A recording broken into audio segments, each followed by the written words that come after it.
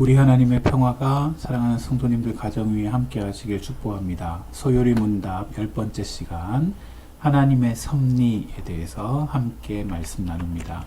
마태복음 10장 29절에서 31절까지 말씀입니다. 참새 2마리가 한 아사리온에 팔리지 않느냐? 그러나 너희 아버지께서 허락하지 아니하시면 그 하나도 땅에 떨어지지 아니하리라. 너희에게는 머리털까지 다 세신 바 되었나니 두려워 말라. 너희는 많은 참새보다 귀하니라. 아멘. 오늘은 소요리 문답 10번째 시간 하나님의 섭리에 대해 함께 공부합니다. 하나님의 존재에 대해서 4번째 질문에서 5번째, 6번째에 대해 이야기한다면 7번째 질문부터 12번째까지가 하나님의 사역입니다. 그 하나님의 사역 중에서 8번째 질문은 하나님의 작정을 어떻게 실행하십니까? 질문이고 그 작정을 창조와 섭리로 그 작정을 실행하십니다. 창조에 대해서는 우리가 함께 지난 시간까지 이 세상에서의 창조, 사람의 창조에 대해서 말씀 나눴고요. 오늘은 11번째 질문 섭리에 대해 함께 공부합니다. 자, 질문을 제가 읽을게요. 하나님의 섭리의 사역은 무엇입니까? 대답 같이 읽을게요. 하나님의 섭리의 사역은 하나님이 가장 거룩하고 지혜롭고 강한 방법으로 하나님의 피조물들과 그들의 모든 행동을 보존하시고 통치하시는 것입니다. 자, 하나님의 섭리에 3가지 카테고리가 있다면 첫 번째, 하나님의 섭리는 가장 거룩하고 지혜롭고 권능 있게 하나님이 이끌어 가신다는 것. 두 번째, 모든 창조물과 그 모든 행동을 하나님이 섭리하신다는 것. 세 번째, 하나님은 하나님의 이 세상 피조물들을 보존하시고 통치하신다는 것이 이 소요리 문답 11번째 질문의 대답이라고 볼 수 있습니다. 그러면 먼저 섭리에 대해서 한번 같이 얘기할까요? 섭리란 무엇이냐? 하나님이 창조하신 우주 만물의 모든 피조물을 하나님께서 보존하시며 그 우주 만물이 당신의 목적을 향하여 움직이도록 다스리고 운행하시는 하나님의 사역을 섭리라고 합니다. 어렵죠? 섭리는 즉 우리 이 세상 피조물을 보존하시고 움직이게 하시는 모든 원인이 하나님이시라는 거죠. 하나님의 사역이라는 뜻이에요. 자, 그렇다면 하나님은 섭리하시는 대상이 어떨까요? 먼저 우주 만물, 그리고 우리가 눈에 보이는 모든 물질적인 세계, 심지어 모든 동물계까지요. 공중에 나는 새를 보라, 심지 않고 거두지 않고 창고에 모아들이지 아니하되 너희 아버지께서 기르신다라고 성경은 얘기하고 있죠. 4번째, 모든 민족들의 일, 한 민족을 크게 하기도 멸하기도 하시는 분이 하나님이시라는 사실. 또 사람의 출생과 운명, 그것은 사람이 만드는 것이 아니라 하나님께서 일일이 한 사람 한 사람에 대해 섭리하시고 택정하신다는 것이고요. 섭리의 대상 6번째, 인간의 성공과 실패. 내가 잘해서 성공하고 내가 무언가를 잘못 선택해서 실패하는 게 아니라 하나님께서 성공하게 하시고 실패하게 하시는 그 섭리 가운데 있다는 사실. 또 우발적인 듯한 사소한 사건, 우리가 보기에 별것 아닌 것처럼 보이는 작은 일일지라도 하나님께서는 그 작은 일을 통해 놀라운 일을 행하신다는 거죠. 에스더는 그날 밤에 왕이 잠이 오지 아니하므로 명령하여 역대일기를 가져다가 자기 앞에 읽히더니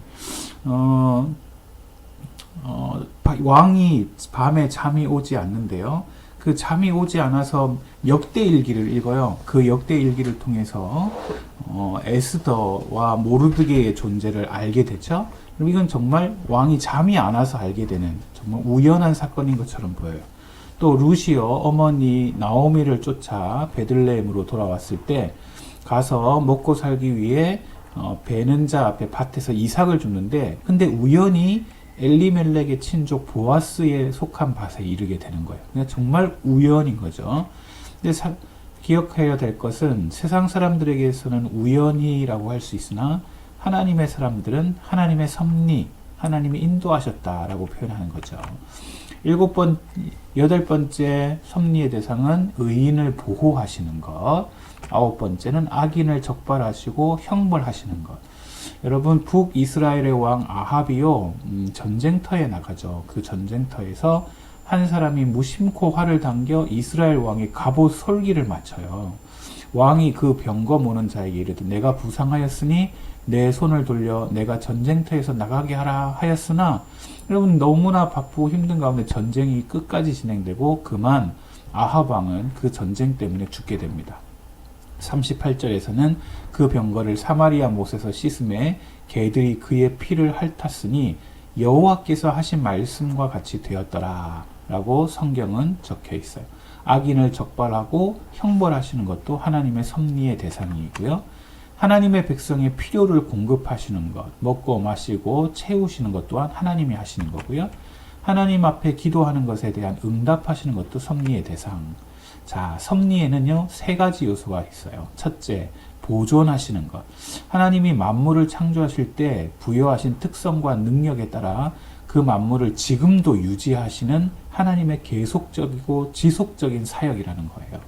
이 세상이 운행되는 건 자연 법칙에 따라 운행되는 것이 아니라 하나님께서 그 자연 법칙의 이 원인을 가지고 1원인이신 하나님께서 직접 운행하고 유지하시고 보존하신다는 게 그 섭리의 첫 번째 요소예요. 두 번째, 하나님은 협력하세요. 피조물이 계속해서 행동할 수 있게 하거나 활동할 수 있게 역사하시는 하나님의 협동과 신적인 권능을 의미해요. 무슨 말이냐? 하나님이 인간과 피조세계가 되도록, 또 하나님의 일을 만들어 가도록 하나님께서는 인간과 자연세계 가운데 협동하고 계시고 신적인 권능을 나타낸다는 말씀이죠. 세 번째, 하나님은 이 세상을 통치하고 계세요.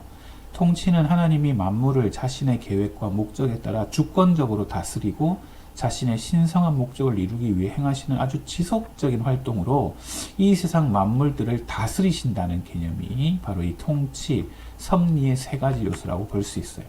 자, 섭리 중에는 일반 섭리와 특별 섭리가 있어요. 일반 섭리란 하나님이 우주 전체에 정해놓은 법칙에 따라 제2원인으로 역사하시는 섭리예요. 예를 들어 하나님께서 우주 만물을 운행하시는데 원인이 되는 첫 번째는 하나님이시고요. 그런데 그 하나님께서 만유인력을 만드시거나 중력을 만드시거나 이런 제2원인을 통해 하나님께서 역사하신다는 거예요. 이게 바로 일반 섭리다라고 이야기해요. 두 번째 특별 섭리란 비상 섭리 또는 기적으로 하나님께서 즉시 직접 제2원인 없이 역사하시는 섭리예요. 예를 들면 기도에 응답하시거나 고통에서 구해주시거나 은혜와 도우심으로 위급한 상황 가운데 초자연적으로 일하시는 게 바로 이 특별 섭리라고 할 수가 있겠죠. 자, 섭리가 우리에게 주는 유익은요. 첫째, 하나님의 섭리는요. 우리의 모든 일에 하나님의 관여하심을 깨닫게 해줘요. 여러분, 우리의 삶에서 하나님이 일하지 않으시는 부분은 없어요. 그걸 섭리가 깨닫게 해주는 거죠. 두 번째, 하나님의 섭리는 우리를 겸손하게 해요. 우리가 잘해서 무언가를 이루는 것이 아니에요. 하나님께서 섭리하시고 인도하셔서 그러므로 우리는 겸손할 수 있어요. 하나님의 섭리는 깊은 위로와 평안을 준다고 우리가 알 수 있어요. 하나님이 인도하시는 걸 알기에 우리가 위로받고 하나님이 주권 가운데 우리를 보호하실 줄 알기에 평안을 누리는 거죠. 네 번째, 하나님의 섭리는 하나님의 목적과 계획이 반드시 성취되고 승리할 걸 깨닫게 해주는 거예요. 결국 승리하게 하시고 결국 구원하시고 결국 완성해 가시는 건 하나님이시라는 거죠. 그래서 승리를 깨닫게 해주는 것. 다섯 번째, 하나님의 섭리는 우리가 져야 하는 책임이 있음을 깨닫게 해줘요. 하나님이 여전히 우리 가운데 섭리하시나 그러나 그 인간의 행동에 대한 책임은 오늘 우리에게 있다는 사실을 바르게 아는 게 중요합니다. 자, 함께 생각하고 나눠보세요. 서열이 문답 11번을 서로 묻고 답해 보세요. 근거 성구도 함께 살펴보시면 좋겠고요. 아합 왕은 무심코 날아오는 화살에 맞아 죽었어요. 성경은 이 사건을 어떻게 해석할까요? 함께 나눠보시고요. 마지막으로 섭리의 세 요소인 보존, 협력, 통치에 관해 아는 바를 함께 나눠보십시오. 자, 오늘은요, 하나님이 우리의 인생과 삶 가운데 일하시는, 보존하시고 협력하시고 통치하시는 섭리에 대해 배웠습니다. 오늘 우리가 하나님의 섭리 가운데 있음을 알고 하나님의 위로 받으며 그 하나님의 은혜 가운데 살아가는 믿음의 성도들 되시기를 우리 주님의 이름으로 축복합니다. 감사합니다.